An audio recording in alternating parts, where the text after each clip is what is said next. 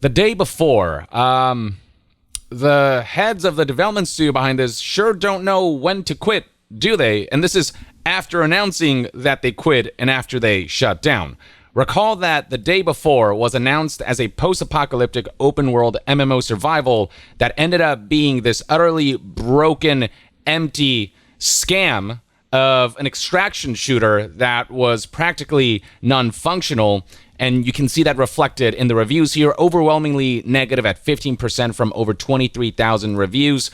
This game is no longer available for purchase. It's no longer even available to be played because it has officially shut down. On January 22nd, 2024, the game officially went offline 45 days after it came out. And because this game requires to log into a server to play, that means this game is no longer playable. So this is about as dead as a game can get. In fact, if you look at Steam numbers right now, you see that 0 players are checking this game out and engaging with it because you literally cannot play it anymore. And that is not mentioning the utterly deceitful marketing campaign and all of the red flags that indicated the day before was nothing more than an overhyped scam that led to disastrous results that nobody who looked into the situation did not anticipate. Or as Fntastic describes the situation, it's just a case of the shit happens. I kid you not. That was one of the responses to somebody who could not believe that this game was hyped so much and was marketed in such a deceitful way. Now, let me remind you again that the game is dead and the studio has shut down. This was announced on December 11th, 2023, when they said, today we announced the closure of Fntastic Studio. And then they reconfirmed this on December 13th, 2023, when Fntastic said, we're closing. So what business do they have putting out a statement on January 24th, 2024, long after the death of the game and the studio itself? It's just kind of this out-of-the-blue statement that tries to gaslight people into thinking that Fntastic did nothing wrong and that it's all the fault of bloggers, as they call it, and content creators for misconstruing Fntastic's intentions and the nature of the disastrous game that they launched before killing it off. Here's what they tweeted earlier today. Recently, a lot of misinformation has emerged on the internet from supposedly anonymous sources. Fntastic provides an official response to these statements. Why? Well, actually, there might be a good reason as to why. We'll get to that in a bit. But the statement itself was provided via this screenshot right here, which we can zoom into and check out for ourselves. I'm going to read through it and comment along the way. It begins as follows. Anonymous people allege that we deceived players. It's not an allegation, it is a fact. We worked hard and honestly on the game for 5 years, reads this statement. We didn't take a penny from users, didn't use crowdfunding, and didn't offer pre-orders. Even after the game was closed, we, together with a publisher, returned money to all players. Well, you did take money from players. This was a commercial product. You charged people money for this game, and you refunding them because you gave them something that was inadequate, especially compared to what you marketed, doesn't suddenly put you in a good light. That's just the bare minimum you should be doing. Like if a thief steals money from somebody and then the thief gets caught and returns that money to the victim, that thief can't suddenly go, I'm not a thief, I returned the money that I stole. But the company emphasizes that they forcibly issued refunds to those who did not request them. How many companies return money like that? Well, not many, because they don't have to, because they don't ship a game in such a dysfunctional state that you cannot really even call it a video game. We're talking about a game so bad that it near universally got 1 out of 10s across media outlets who decided to check this game out and give it a proper look. They then say, we are not a fly-by-night company. We've been operating since 2015 and have always conducted our business honestly, except there is history with this company, with other projects that they have abandoned shortly after things went awry. Next up, anonymous people allege that we deceived the investor. This is not true, they say. We still have a great relationship with our publisher. The closure of the day before did not affect our partnership. Since 2021, we've had a New Zealand venture called Metona Fntastic and a successful game, Prop Night, which has sold almost 1 million copies. Prop Night also co-financed the development of the day before. Wait, hold on. Metona Fntastic. This publisher was originally listed as just Metona, if I recall. I don't think it's ever been disclosed in the past that Metona has a direct relationship with Fntastic, the developer. It was believed that Metona decided to fund Fntastic, but it turns out Metona is just Fntastic. So this is like a self-published venture. Like you can see right here on the official Metona Twitter page that the company was originally just known as Metona, but it would seem as though people did some digging around a month ago. So here's a Reddit post from December 13th, 2023 that discovered that Fntastic is Metona. Metona is not a separate entity and publisher from Fntastic. They're basically one and the same. And so this statement right here comes out and says that we still have a great relationship with our publisher, which is Metona Fntastic. Isn't that just basically saying we have a great relationship with ourselves? Like, I don't know what it's trying to say here. And then moving along, they address the fact that former employees have spoken out about the development conditions of this game and have spoken out about what went on behind the scenes. So the category here reads, anonymous former employees tell different stories about the development of the game. We're unsure whether these employees are real or not, says this statement,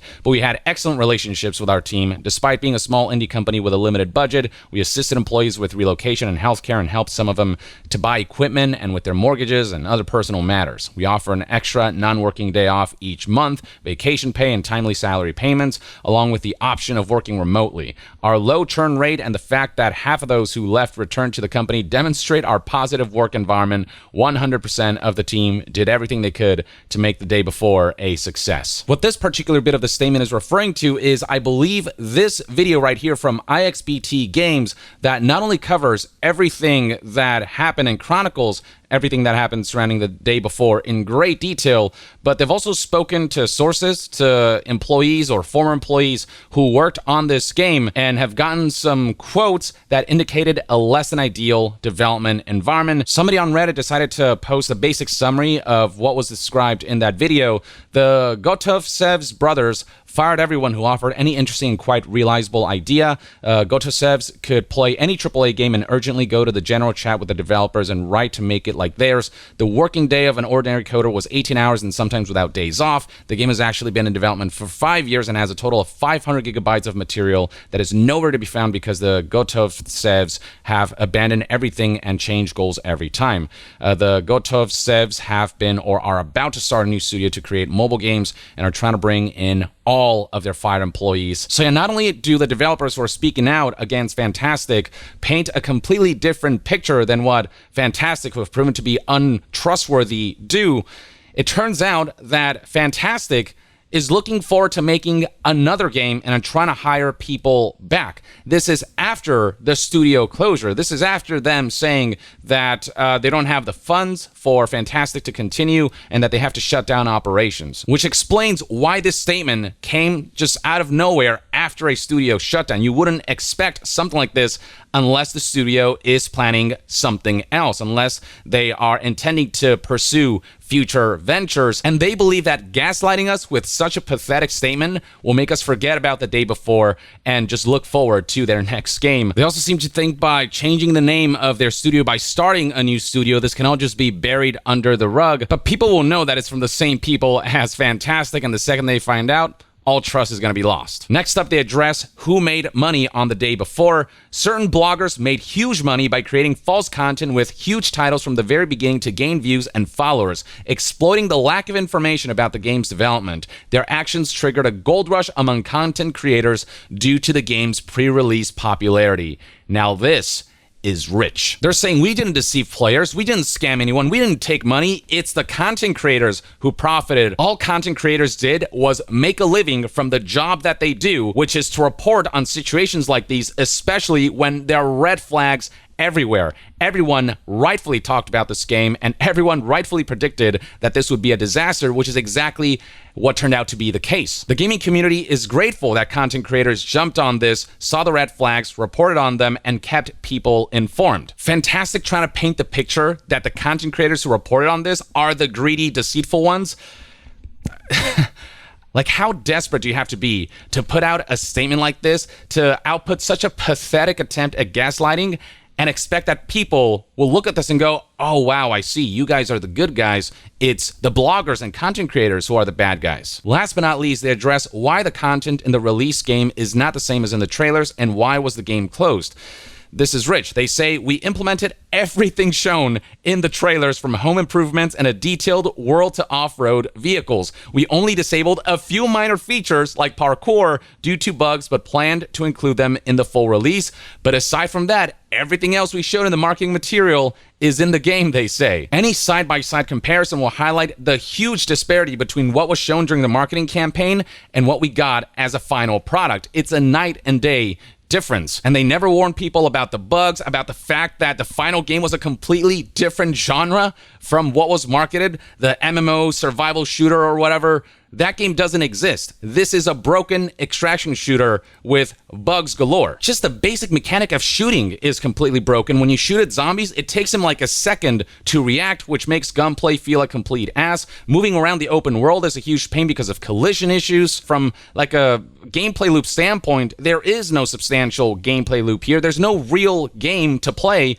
It's just a bunch of mechanics and a bunch of like asset flip elements just stitched together. There's nothing really to do in the open world. Hell, even encountering zombies is so rare. All you do is kind of walk around the city, and it is just a boring mess of nothingness. To have the audacity, after everything, to say that we have only disabled a few minor features like parkour, and that aside from that, just about everything they showed in the trailers is in the game, is, I mean, a lack of self-awareness that indicates malicious intent at this point. They're not sorry about the way any of this played out. They're not acknowledging any real wrongdoing here, and in turn, they deserve absolutely zero sympathy. Oh, but this statement gets better. Remember the experiment where you're asked to count pink objects in a room and then recall the blue ones? You won't remember any. It's all about focus. The negative bias instilled by certain bloggers making money on hate affected perceptions of the game. Look at unbiased gameplay like Dr. Disrespect stream at release. Oh, you mean the guy who's scamming players with his NFT extraction shooter or whatever? Despite the initial bugs and server issues, he liked the game, which we fixed later, and the game received improved reviews over the weekend. No, it freaking didn't. Absolutely not. This is just another false narrative. This is just another piss poor attempt at gaslighting that is just so laughable at this point. I can't believe they're even attempting to try to put any sort of positive spin on this. Unfortunately, the hate campaign had already inflicted significant damage. Fntastic did nothing wrong. We're being brainwashed by these bloggers and content creators. Trust in Dr. Disrespect's unbiased review of the game. By the way, after sales closed, many people wrote to us that bloggers had deceived them and they liked the game and they asked for access. We also heard that petitions were created to continue development, and on the black market, the game's price exceeded $200. And some even began to make their own mods. This game having some black market activity is an indication that this game was widely beloved, and I don't know a single person who would say that they've been deceived by bloggers, that they actually liked the game, and that the content creators who rightfully panned this game were completely erroneous in their evaluation of the day before. They finally close off with, we're grateful to all the senders of mails who expressed support and appealed not to give up and continue work. Finally, we encourage you to subscribe to our social networks to know what will happen next. A month after announcing the closure of Fntastic Studio, even this statement is a scam. We can't even trust them to be truthful about their studio shutting down. We can't even trust them on that matter. Like, this feels like a parody. This feels like a statement the Hard Times or the Onion would make up, but it's real. And you want to know what else is hilarious? They recently deleted that tweet. As you can see right here, I retweeted it. It's no longer available. And then they posted it again in this new tweet published a few hours later. And it's basically the exact same post. And so the speculation is because they got community noted with links that highlight that they blatantly lied in their marketing material, in their trailers, and that there were tons of red flags that this may very well be a scam. Speculation is that this was Fntastic's attempt to dodge community notes, though I imagine that they'll just crop up again, assuming that this is why the post was republished. Yeah, Fntastic, Mitona, whatever they want to call themselves, they're done. They've revealed their true nature through the day before, and they've done so even more through this utter joke of a statement that not a single media outlet or individual member of the community, games industry pundit, you name it, is taking seriously in any way, shape, or form. Whatever their next venture might be, so long as these two brothers, the CEOs of Fntastic, and the name Fntastic or any associations with Fntastic are attached to it, people will completely steer clear from. The bloggers and content creators will certainly be there to warn people when these scam artists decide to pursue their next venture. We'll certainly remind everyone of what happened here. And that, ladies and gentlemen, is everything you need to know about the latest updates surrounding Fntastic and the day before, which I was not expecting to do. After the server shutdown, I figured that was it. Nope. Fntastic just does not know when to quit. That's my take on all of this. Let me know in the comments below what your thoughts and opinions are on this situation. And to be further updated on all things gaming news, reviews, and discussions, stay tuned right here on Young Yeah. I'll see you guys next time. Young out.